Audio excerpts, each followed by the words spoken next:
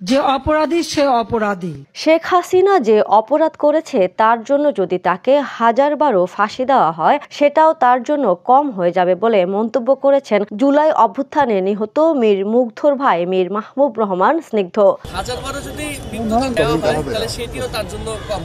সোমবার আন্তর্জাতিক অপরাধ ট্রাইব্যুনালের সামনে সাংবাদিকদের সঙ্গে কথা বলার সময় এই মন্তব্য করেন তিনি। সকল অন্যায় অত্যাচারের যে বিচার সেই বিচারের রায় ইতিমধ্যে দিয়ে দিয়েছে। তিনি বলেন শেখ হাসিনার অন্যায় অপরাধের বিচার ৫ আগস্টেই হয়ে গেছে, এখন শুধু আদালতের আনুষ্ঠানিক রায়ের প্রকাশের অপেক্ষা। তিনি আরো বলেন গুম খুন হত্যাকাণ্ডের শিকার পরিবার এবং গত ১৭ বছর ধরে নির্যাতিত মানুষের একটাই প্রত্যাশা, শেখ হাসিনার ফাঁসি কার্যকর করা হোক।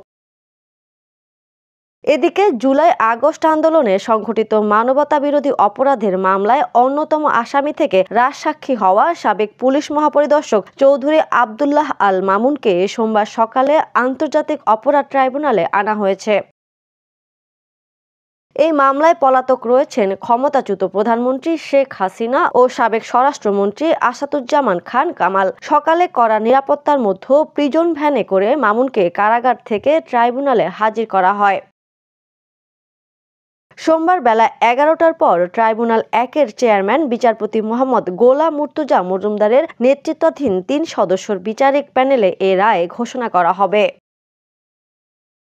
এদিকে শেখ হাসিনার রায়কে কেন্দ্র করে ট্রাইব্যুনাল ও সুপ্রিম কোর্ট এলাকায় বাড়ানো হয়েছে কয়েক স্তরের নিরাপত্তা ব্যবস্থা। পুলিশ, র্যাব, এপিবিএন, বিজিপির পাশাপাশি নিয়োজিত রয়েছে সেনাবাহিনীও, তৎপর গোয়েন্দা সংস্থার সদস্যরাও। Desk report, the news.